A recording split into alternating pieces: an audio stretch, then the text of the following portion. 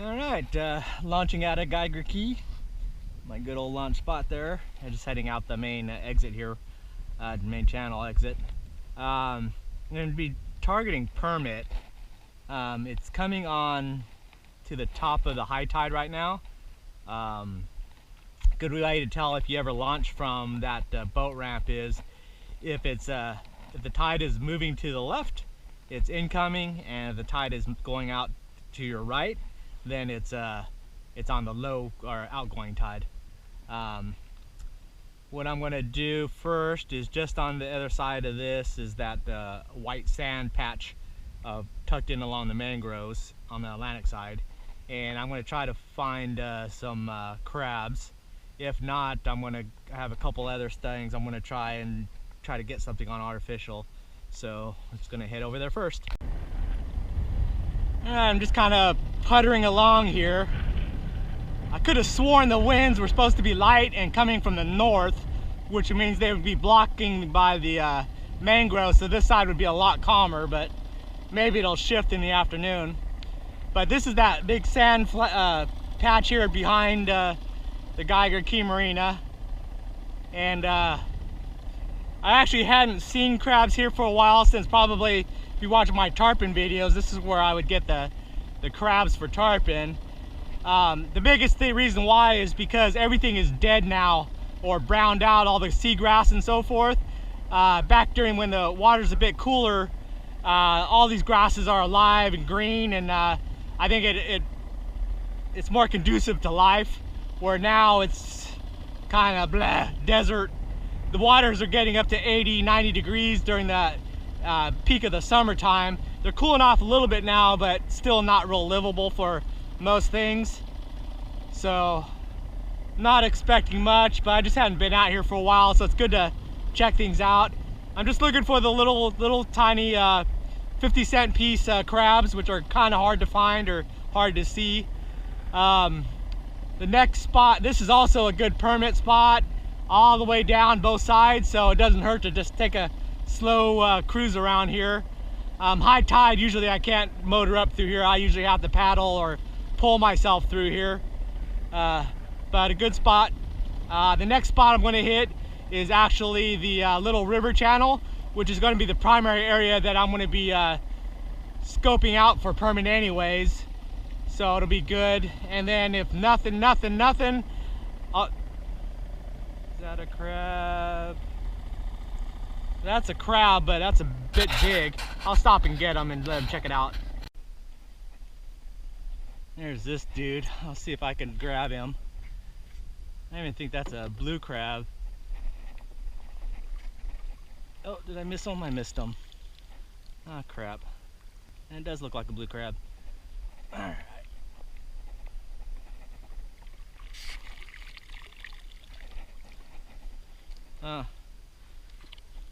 Yep. That's the crab, dude. A bit mighty big for maybe up north they could use these things for redfish. Alright, I'm headed out to, I don't know if it's Geiger Creek or is it Boca Chica Creek, but basically east of Geiger Key. I'm just kind of cruising the shoreline, looking for any fins or water getting pushed up, with a quick down scan, looking for any crabs as well.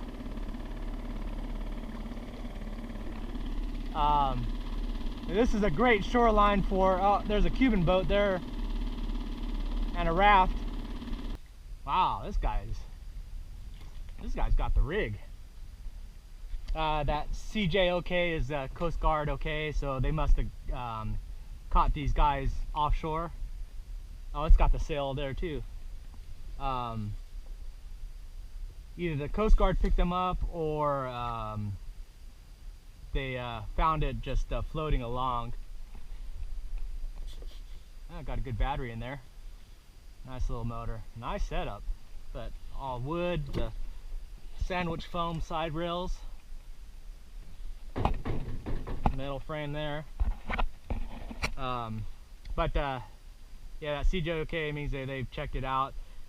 My buddy Jose is one of the Coast Guard commanders of one of the big ships, and I was asking about these, and because I told him I seen some big ones like this floating out there just randomly, no one on it, and the CJLK, and he says, yeah, when they check them out and make sure everything's all clear to people and stuff, they'll spray that on there. He says usually when they're way out and just the blue water stuff, away from anything, they'll just basically throw some gasoline on it and set it on fire, and they'll just burn up and sink. When it's inland, they don't mess with it because of the hazardous materials. I mean, you got all the oils, you got the antifreeze, you got the gasoline or diesel or whatever it's running. So they don't want to submerge that in the water system, so they just pin it and let it go. This one's pretty fresh. Hop in here.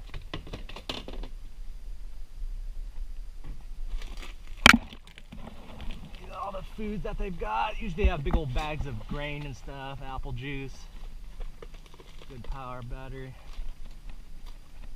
Yeah, this has got to be within really. See, the terminals aren't even really corroded in that battery.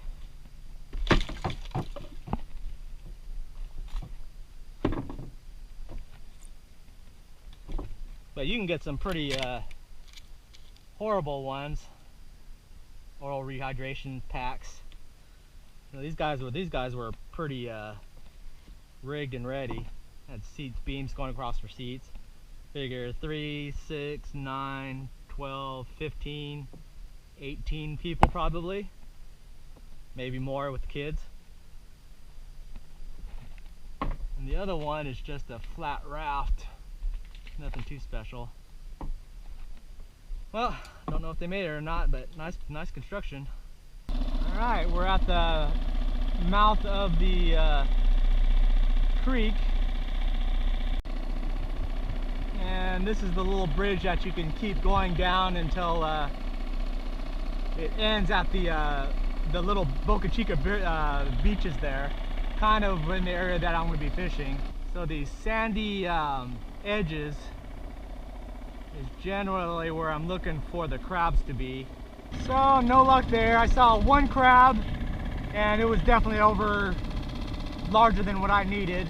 These are another great crab spots. It's real shallow, but you can see it's a live grass. That's a big importance, as well as these little sand patches. I'm right at the entranceway there, but the sand makes it easily visible. But being that it's so shallow, like I'm only in maybe 6 inches of water, but really good clarity, so I can just cruise around looking for the crabs along here. But I'm also scanning for tails and finning or wakes from fish coming down the edges here. So this is basically what I'm going to do all along this pathway here. Oh, I've got one in sight here. Come on, hold the fuck up.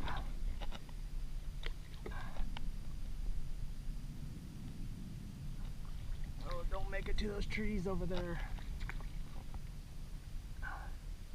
Oh, he's digging in the sand. That's okay. I'm gonna get you. It's basically right there. Oh no.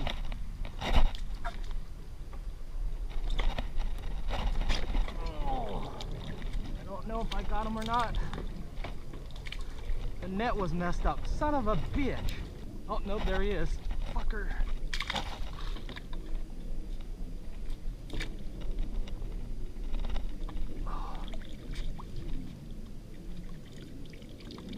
Yep, I got him that time. Yes. You gotta catch them when they're walking along the top, but if they feel spooked, they'll dig themselves into the sand. Yep, he's in there.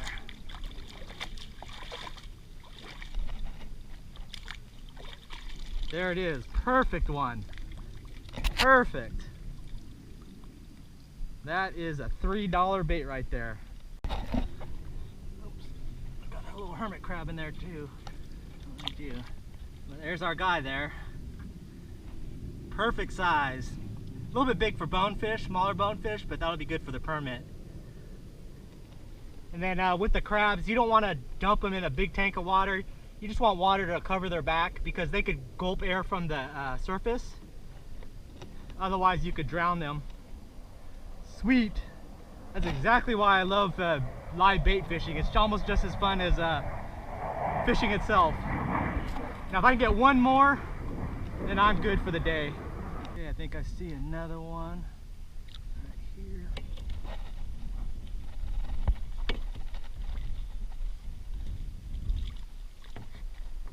Not sure if I got him. Yep, I got him. Perfect, another perfect one. Nice.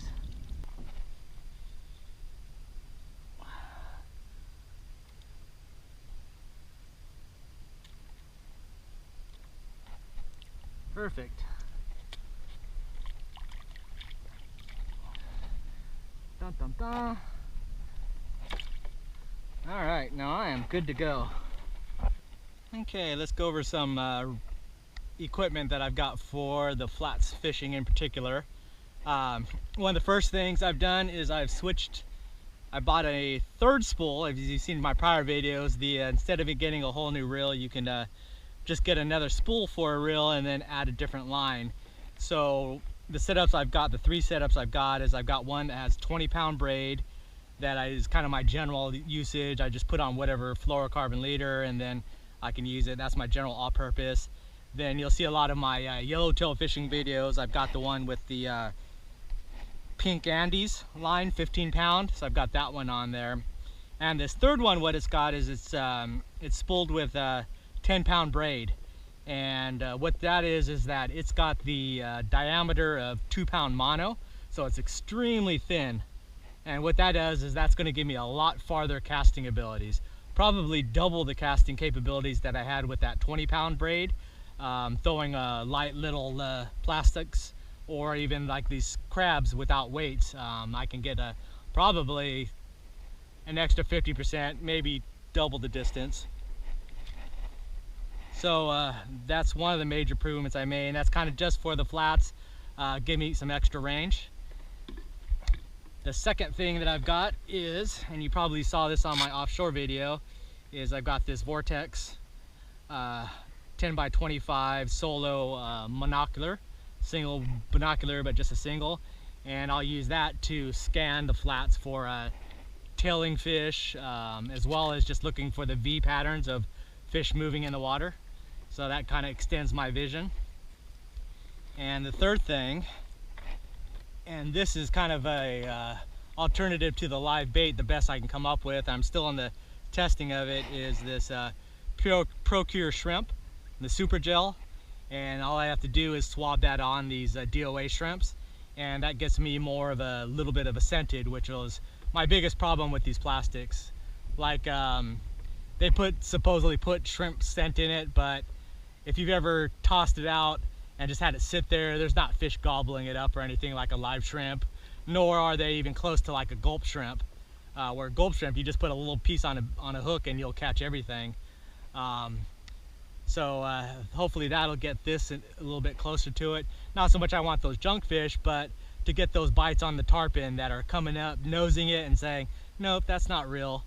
Or for the permit and the bonefish, when I'm not able to catch bait, or I just want to go out after them, this is the next realistic thing that I can come up with, is by using this.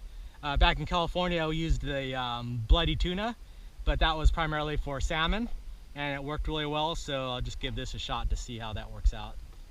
And right where I'm at is the public beach, right on Boca Chica, where the road basically ends right over there. You can park anywhere along here. There's all these little cubby holes, nice shade. It's a rough beach, so it's sandy, but then it's got all the blow-by stuff on, the weeds and stuff on it, but still very nice waters. This is the place to go if you want to fly fish or wade fish. It's high tide now. It's probably 2.5 feet high, but this will be down to 6 inches at low tide. So you could walk probably halfway out to where that boat is. You could probably walk halfway out and wade that far and be able to throw a fly and whatnot. But totally accessible, nice green live bottom. So definitely can get on some fish out here. All right, so we're gonna prep this crab for tossing out. The way you're gonna do it, you want to remove the claws, and the easiest way is just get some pliers and then grab the joint right there where it comes together, and then if you pinch that, oops, they'll let go of their claws. This one already released the other one, so that's ready to go. A lot less risk of not getting bitten. The fish see that they don't have any claws and it'll be a lot less apt to hesitate to bite it. Using a small circle hook, this is a 3/0. I probably would, this crab's a little bit bigger. The other one would probably be better with this 3/0, but this will be fine for now. You're gonna hook them in right at that corner of the tip there.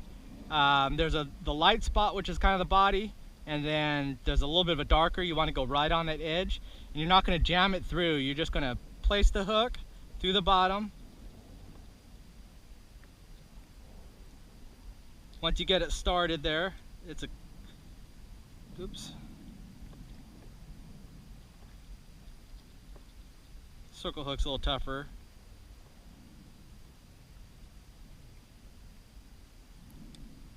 Punch it through, and then you're going to basically drill the hole through the harder outer shell. And you want to do this, you can see it's slowly punching its way through, not a lot of force, until it's through. And that's basically the bait right there, and that'll survive for a while. And I'm just going to keep it here in the well.